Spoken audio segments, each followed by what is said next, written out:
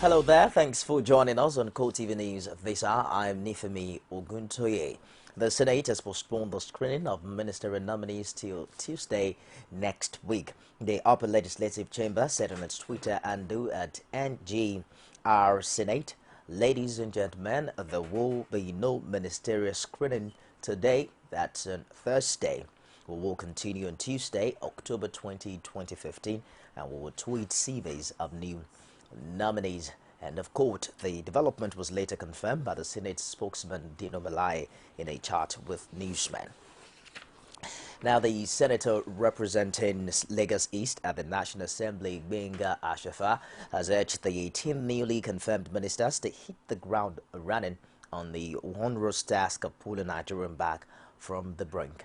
He says though the task is daunting, he is confident in the abilities of the new set of ministers to make a success of their time on the Federal Executive Council and move Nigeria forward. Earlier, the Senate confirmed the nomination of Babatunde Fashola, Chris Ngige, and 16 others as ministers after 2 days of ministerial screening. Senate President Bukola Saraki announced the confirmation of the nominees on Wednesday.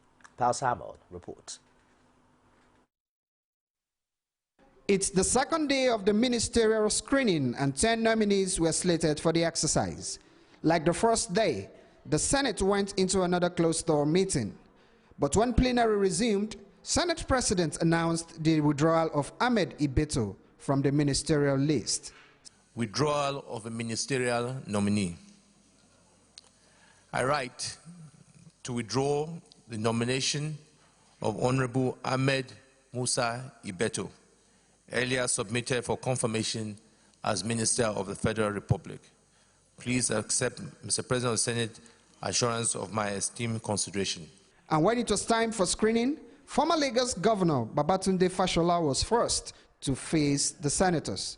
What will be advice in terms of the level of VAT that should be VAT, value added tax, that should be charged by the government of Nigeria, and how do you think that that VAT should be appropriately be distributed?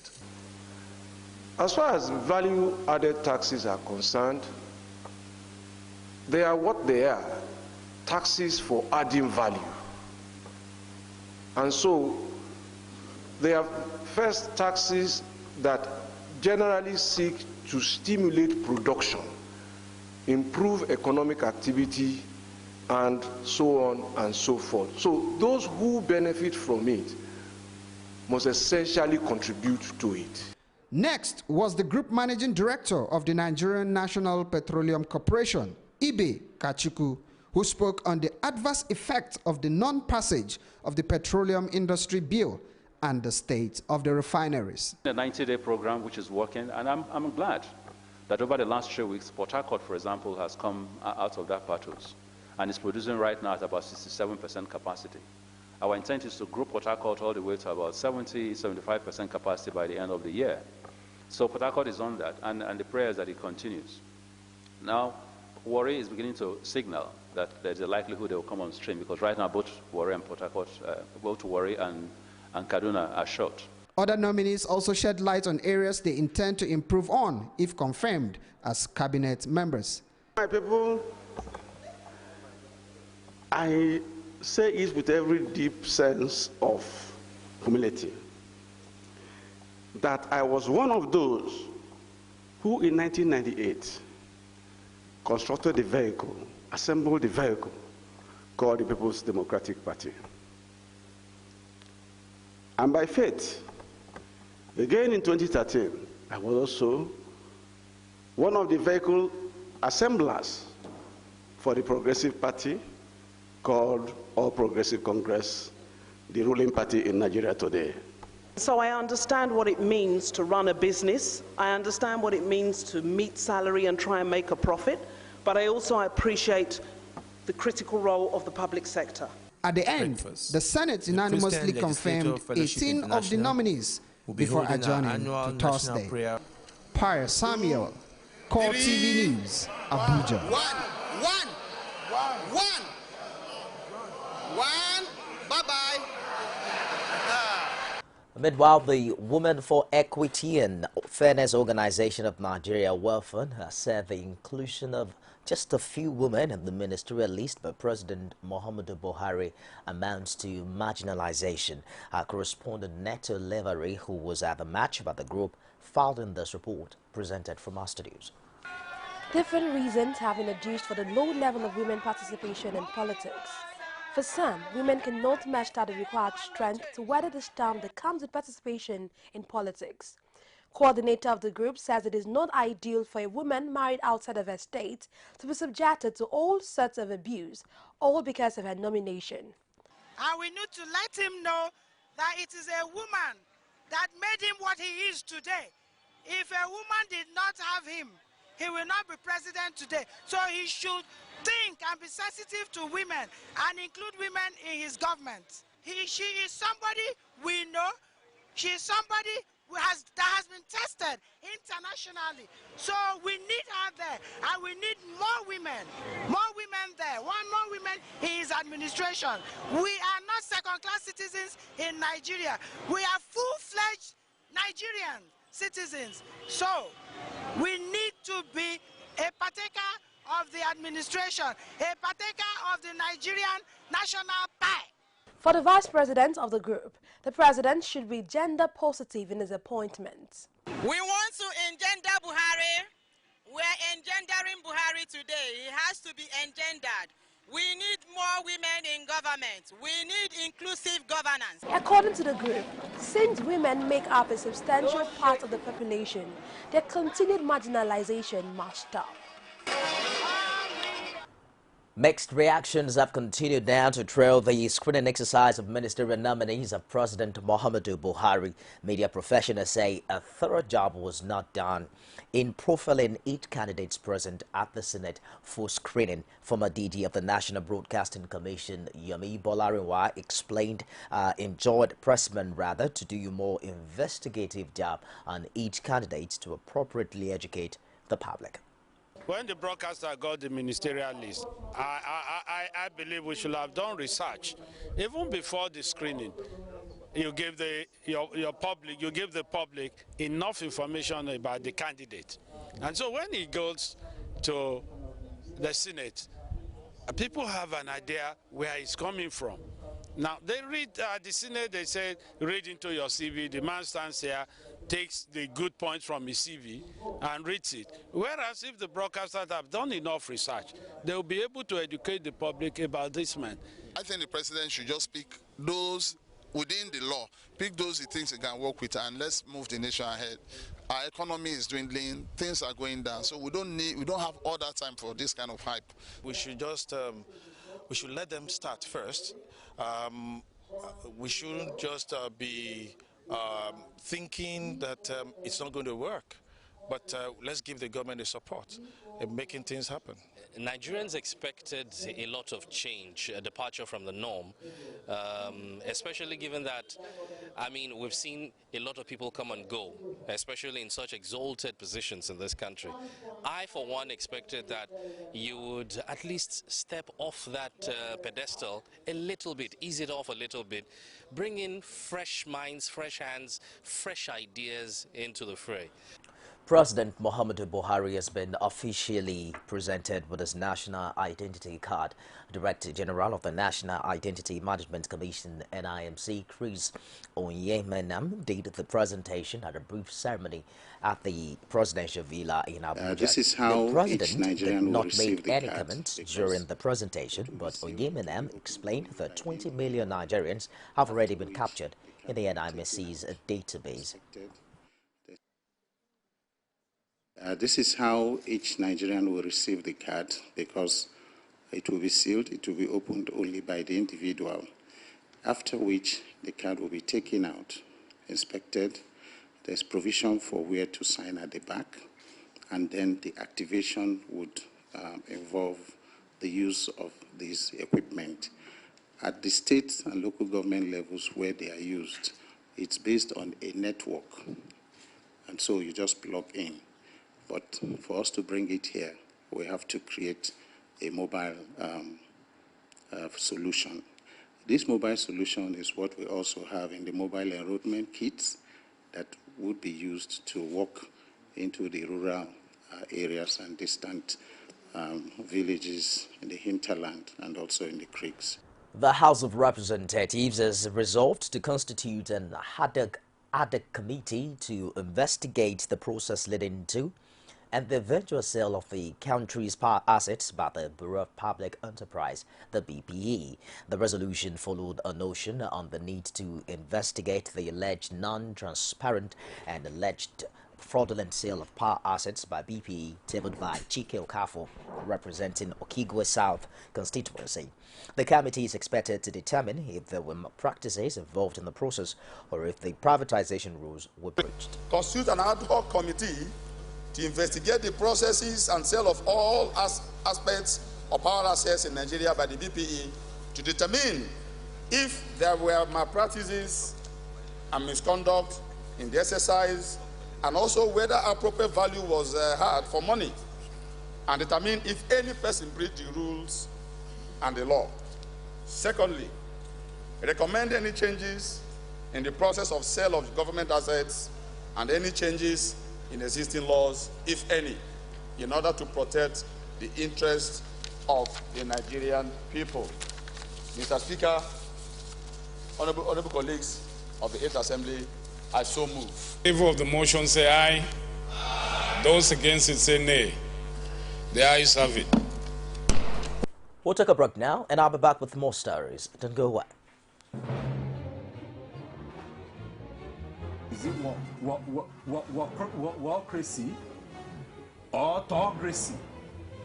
Or what type of crazy is that? Except crazy. News making the headlines. Black Maria is to carry criminals, trading looters that are in government today. Sometimes it gets confrontational. Slap you in the face. Excuse me, don't put words into my mouth. Whatever it is that will bring our military to disrepute, I say to hell on Core Digest. I want to know why I should be believing them. Every weekday, we'll bring all of these together and take them to the court of public opinion. Everybody have the right in Nigeria. Where you are the judge.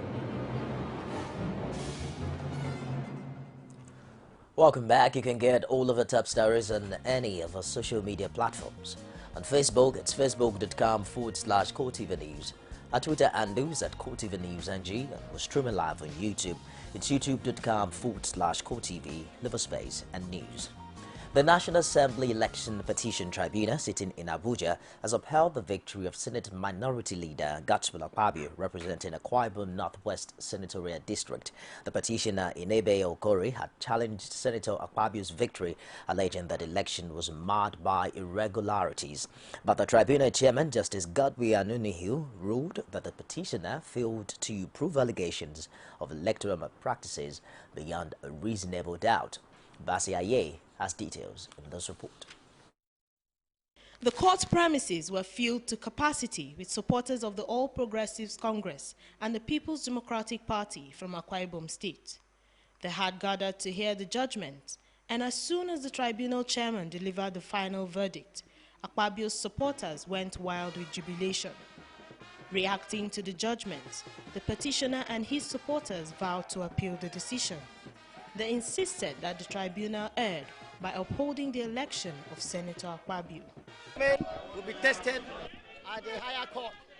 I am very confident of victory. Victory shall certainly come at last. That is my position. I want to say that I'm not happy at all with the judgment. They were all along conflicting, right from even the chairman of the panel.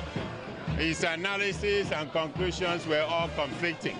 Even as the petitioner heads to the appellate court, he has been ordered by the tribunal to pay 30,000 naira each to all the respondents in the suit as costs. However, defense counsel Femi Ogunyomi and Akpabio's supporters described the tribunal's decision as a landmark judgment. The judgment you have seen today is a very, very sound one.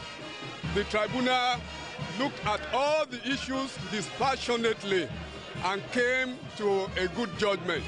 I must say that all the lawyers, all the parties did their best. This is how judgment is, and we have said no victor, no vanquished. The senator is doing his level best to represent his constituency, and in fact, Akwa Ibom State in general and Nigeria to move democracy forward? Well, first of all, I must also, even if I'm not a lawyer, I must commend the dexterity of the tribunal and listen to the detailed judgment and on all issues, and I had the conclusions. As a party, we fielded, of course, the uncommon former governor, Chief Godswill Obodo-Akpabio, and as a party, we campaigned vigorously, and at the end of the election, he won. So coming to court, I saw it as, the waste of energy and waste of time. For now, the Senate Minority Leader will concentrate on his legislative duties, at least pending the filing and eventual determination of the appeal. Members of the House of Representatives have asked that relevant provisions of the 1999 Constitution be respected in complying with President Muhammadu Buhari's directive on the recruitment of 10,000 new police officers. They are of the opinion that the abuse of some sections of the Constitution during previous recruitment exercise by the federal agencies must not be repeated. The federal lawmakers demand for due compliance with federal character in police recruitment and ensure that it's in line with all other provisions. This was the motion tabled by the member representing Al-Kaleri Kefi constituency of Bauchi State and supported by 79 others. And hence the prayers in this motion. Secondly, if the local governments are considered as the building bricks on the physical geomorphology of the project Nigeria, and this recruitment starts with the allotment of this 1010, we would have mopped out 7,740 out of the 10,000 based on equity, fair play, geographical distribution, and therefore remain taking about over 75% where people will be happy, and there is no single local government that cannot produce 10 police officers and men in Nigeria. Osun State government and host communities of the 4 state-owned tertiary institutions are yet to come to terms on the proposed merger and restructuring of the tertiary institutions. Spokesperson for one of the host communities, Ire, in Iborikwe local government area, Fasasi Olatoke, who addressed newsmen in Ire, says it's imperative in the interest of peace for the state government to reconsider the proposed plan to merge the institutions. An institution that has stand the test of time like Ire and the other 3 other institutions for complete 3 decades, it cannot be rationalized this 21st century. What I will say, when you match a class, how can you have this type of class or this? This is what we resort to. So every lecture you receive a lecture theater. Some will be playing obesity, some will be playing something, and the lecturer will be talking with himself. We want a standard, and there is a standard, and everything is put here. There is a standard a classroom should maintain, and there is capacity, and all the courses here are fully accredited. We have an institution that is responsible for that. The capacity is okay, the student population is okay. We don't see any reason. We don't want anybody to come and go out. Whether some people believe that we are not merging or not, it is left to those people. We are clear that what we want to do is to restructure those institutions, one, to ensure that there are no duplicity in terms of what they do. You cannot have 2 polytechnics doing computer studies on 2 campuses. 2 polytechnics doing financial accounting on 2 campuses within the same resources of the state. Every policy that has this kind of prospect is always opposed by reactionary element. But the job of the government of Rauf Aregbesola is to make policies for today that will ensure that the future of the state is assured. Members of the National Union of Road Transport Workers, NURTW, unleashed terror in many parts of Ado-Ekiti, the Ekiti state capital. They were said to be protesting against the directive of the National Executive of the Union to harmonize the state executive to integrate the aggrieved members, as all traffic gridlock was experienced in major streets of the city, while the commuters were subjected to hard times. The NURTW in the state is polarized into two, with one faction led by caretaker chairman Clement Adekola, while the other faction, allegedly marginalized, is led by Kunle Babatope.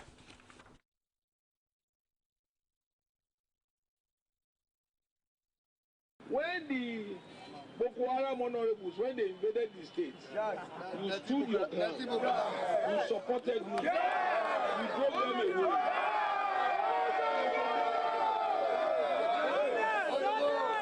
Today, it is very obvious that they are the problem. And we are peace-loving people. But if we do anything to the contrary now, we will change the table. We will turn the table against ourselves. I therefore want to sue for peace. I want to assure you that your enemies will be my enemies. Outside Nigeria, administration officials have said the United States is to extend its military presence in Afghanistan beyond 2016.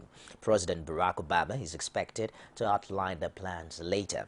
They're expected to include keeping 5,500 troops in the country when he leaves office in 2017. Originally, all but a small embassy-based force were due to leave by the end of next year.